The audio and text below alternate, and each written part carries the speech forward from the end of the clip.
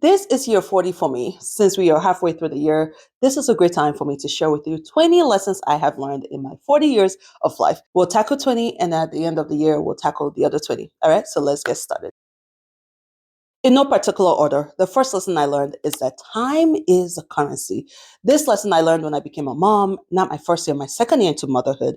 I was working, hubby was working. Yes, we were bringing in good paycheck, but I started feeling, so what is the point of all this when we only get 2 hours between daycare pickup and bedtime? And weekends, we can't even spend weekends like we want to because we're prepping for the following week or vacation. I can't just decide, you know what, this Christmas, I'm out. So I learned a crucial lesson that time is the currency, the ability to call the shots on your time. That is a blessing and wealth. So do whatever you can to get to that point where you can call the shots on your time. Always put failure in perspective. I had this personality of always wanting to do things right, being afraid to make the wrong move or make the wrong decision or make a mistake. And so I would always make sure before I made a move, I would consider every single option and I would consider the pros and the cons. And I would ask everyone their point of view, what do you think about this? But just because I wanted to make sure I didn't make a mistake or I didn't step wrong. And that can be paralyzing. That can actually keep you from making moves. So I've learned to put failure in perspective. At least you tried. You're better off than the person who didn't try. And even if you made a move or you made a life decision that cost you 3 bad years or 5 bad years, heck, even 10 bad years, if you live to your 90, those 10 years would just be a blip. It would be so insignificant compared to this 90 years of life. So when you put failure in perspective, you see that, so what, you failed.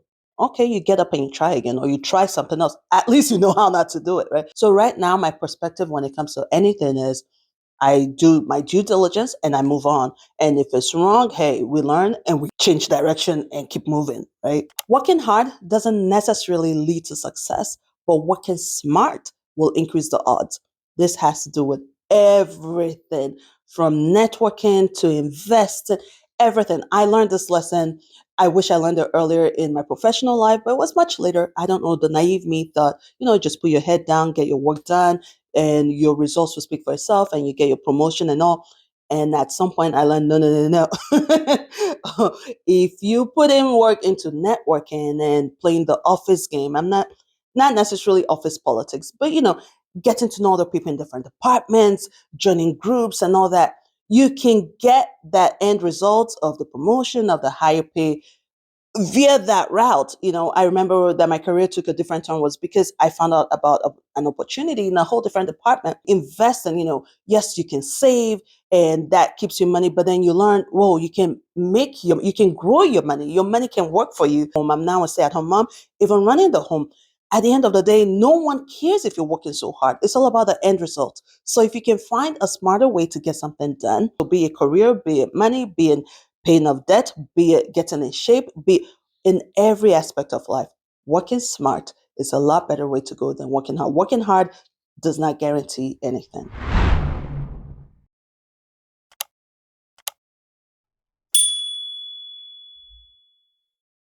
Money is important. It's not the most important thing in life, but it's very important. I learned this lesson earlier on. I realized, listen, money makes life easier. Lack of money leads people to make a lot of horrible decisions because you don't have any money. You see the chance to make a few $100s through a, dubious way and you go for it just because to you, 500 is a lot of money because you don't have any money. But if you had money, $500 in a shady way, it's like, no, it's not worth it. Empathy can only go so far. The ability to solve someone's problem because you have the money to goes a lot further than I'll keep you in prayers. Praying is good, but if you're able to solve the problem. So I learned to make sure I give money the respect that it deserves and work hard to make that money because then you can achieve other dreams and you can achieve other people's dreams as well. As much as I admire other people's accomplishments, I no longer compare myself to them because I have learned one strength could be my weakness and one's weakness my strength. So just because that person is amazing in whatever and I'm not, doesn't make me feel like, oh, what's wrong with me? Does that person have two heads? Why can't I do it? No, I've come to realize that's what they're great at. Have they seen what I'm great at? And if you've looked through your life and you can find something you're good at, then that's a lesson for you. You need to start working on it. You need to start working on your life. What are you doing? But I know what my strengths are. So when I see other people's strengths shining, I can clap for them and not not devalue myself, because as much as I admire that and I would like to get that, I'll work at that. But I also know I have other strengths that I can shine in. I'll just have to put in a lot more work to get where they are, but that doesn't mean they're any better than me. 99% of outfits look great because of a flat tummy. Get you a flat tummy, and I'm telling you, 99% of your outfits will be hot. Don't judge friends and family because you're privy to their weaknesses. This is a great lesson I've learned as an older human being. Life has seasons. The very first time I learned this lesson was when I became a mom. It was actually an advice I got from my mom. And then I read it in a book from another big name, I can't remember who. Everything has season. Everyone goes through the season of life. So no matter how hard it is this season, just hold on.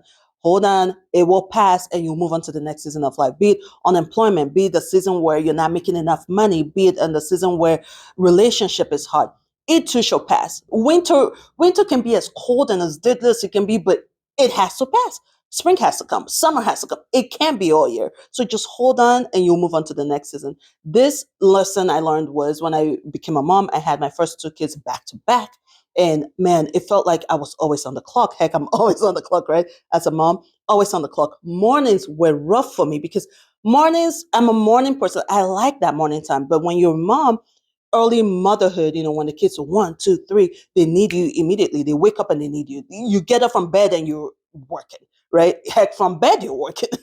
So it just felt like you're in the thick of it. But now they're older. They wake up, they can brush their own teeth, they can change their own clothes, they can wipe their own behinds, it's a lot easier. But just what, 6, 7 years ago, it was a whole different story. So no matter how hard the season is, just hold on.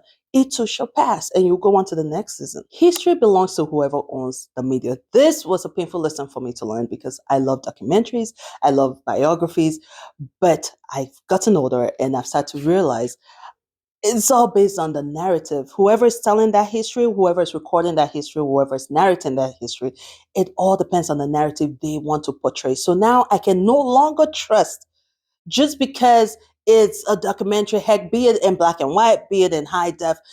I'm now very aware that this may not be the full story. This may not be accurate because honestly, unfortunately, it's all based on who benefits from that documentary. It may be objective, but I've learned to just leave it at a 50-50. There's a 50% chance this is 100% facts and true, but I also know there's a 50% chance this is only being given to me through the lens of whoever wants me to see it that way. Same with all this research and studies that we do, that we hear of. I've now realized whoever paid for the research could be affecting the results of that research, and it's a sad thing. I think this is one of the sad things of growing up and realizing just because it's a study or a research doesn't mean it's accurate. Don't be misled by doings. This was a wonderful life lesson I learned. As you get older, you meeting other people, and being someone who loves this whole entrepreneurial spirit and who likes this idea of making money, meeting other people doing all these other things can have things twisted. So what, this entrepreneur has all these businesses they have going. I met someone who had all these businesses. I mean, from real estate to this and to that to that. And, just listening to all they're doing can make you feel like, what the heck am I doing? This person is working hard, what am I? But then also coming to realize, wait a minute, when you analyze it, when you really look into it, they go, this is not the smart move. You were so debt heavy. They kept leveraging, money from each thing to do something, so they didn't own anything outright. Everything was all on debt. And I just realized, who cares? This person has all these things going on and all this income stream and they have all this. Don't let that mess you up and don't let that change you. And now here you go making horrible decisions just because, hey, they have 4 different businesses. And so let's jump and make 4 different businesses happen. Stop it. Doings is great, but make sure your doings is on solid foundation. It's better to have one business that is solid, recession proof, than have 4 that is very risky. Beauty and brains can coexist. One does not have to negate the other. We can use both. Focus on what you can control. Ignore the stuff outside of your control. This has come in handy just even right now, with the world as it is. Heck, with the fear of recession. We've been hearing of recession since 2019. Recession, there'll be a crash, there wouldn't be a crash, and the war, BRICS is taking over, and the international world and politics, everything. I've learned to just focus on what I can control, and everything else outside my control, there's nothing I can do. Wars going on left and right. It's just, what? I'm just going to focus on what is within my control. As a woman, at our bodies, I change what I can, I accept what I can't, and that's it. I focus on what I can control, and everything else is outside of my control. There's nothing wrong with wanting the finer things in life as long as you plan for it. Yes, we can be frugal and make it work. Yes, we can live in the most rundown house as long as we have a roof and we have ramen. Yes, I could wear just the simplest outfit. That's fine. But you know what? I like the nicer things. I want to eat caviar. I want to drink champagne. There's nothing wrong with wanting luxury. We have one life. We get to live it, enjoy it. It's okay. Just plan for it. Just make room for it financially. That's a great lesson. Saving is the norm. Not saving is the abnormal. Need I say more? Just watch all my other videos. I'll need to expand on this one. New, shocking sales. Always analyze and reanalyze before adopting. I'm very aware now that I'm older to follow the money. Who benefits from this?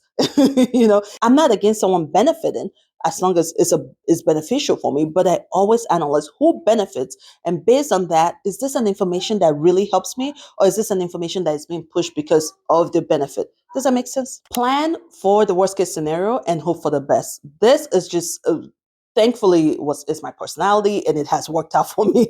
It has really, really helped me out, and I think it's a great lesson to learn. When you plan with a worst case scenario, it takes care of fear, because all right, worst case scenario, I'm good. Plan with a worst case scenario, and then you've done your due diligence, and however it plays out, you will always be good. The mind is a powerful thing. Keep it healthy. Oh, I could do a whole video on this. The mind. Same situation, nothing has changed, but your mindset determines how you approach that situation. Having a healthy mind is the difference between depression and happiness. Honestly, the mind, protect your mind, keep it healthy. What you put in there, what you dwell on, what you are allowed to stay on. You've got to protect your mind. I'll give you a good example. When I learned a very great life lesson, my daughter has a lot of food allergies and eczema, really bad eczema. We're talking back when she was younger. I mean, we were sleeping no more than 4 hours at a time. That's how bad it was. And this was in the thick of it. She was only about 2, man, getting ready for work, prepping her food and all that. I mean, it was hard. It was really, I didn't even realize how hard it is. I just knew it felt like I was just going through a fog. And I remember I was prepping for her lunch for daycare while prepping for my lunch for work. Then I started watching this video, and a couple, their daughter out of nowhere just had this huge medical thing where she now has to go through, I think they said, it was a transfusion or whatever. And just like that, it felt like my situation was this tiny. What am I complaining for? All I have to do is just, okay, fine. She can't eat 25,000 things. She can only eat 2, 3 things, and I have to figure out how to vary it, right? Okay, well, I can do that. Okay, well, all I have to do is wake up every 4 hours and give her meds. Sure, I can do that. My thing, which I thought was this massive headache and difficulty, and oh my gosh, this is so hard, felt like nothing, because when I compare it to what they have to go through, I'm like, perspective change. I've had several times, where things are difficult and perspective change, and it's nothing has changed other than my mindset has changed. The mind is a powerful thing. Protect it and feed it. Keep it healthy. As a woman, you must have control of your money. Heck, I'm a stay-at-home mom, so I'm not even saying you have to be the one making the money. That's another growth. But even as a stay-at-home mom, you must have full access to your money. As a woman, you cannot, unfortunately, the world isn't fair. You cannot not be in full access and control of your money. You don't have that luxury. I'm sorry. No. Don't let anyone take advantage of your belief or your race. Don't let anyone take advantage of you because of your belief or your race. This goes beyond politics. This is everything. Heck, I should probably put gender in there. Don't let anyone take advantage of you because of your belief, your race, or your gender. Boom, that's it. I don't have to prove my intelligence. Ooh, this is a good freeing one. I know what I know. I don't have to prove to you that I know what I know. As long as I know what I know, I'm good. Heck, you know what? Tell me what you know. So now I can know what I know and what you know, but you don't know what I know, right? So it's a freeing lesson and a lesson I am grateful to have learned. I don't have to prove my smarts and my intelligence and show you that I know. No. What lessons have you learned? Be you 20, 30, 40, 50. I would love to hear from you older folks. What life lessons? Hey, give me your top 5. If you've enjoyed this video as much as I have, give me the thumbs up and I'll see you in the next video.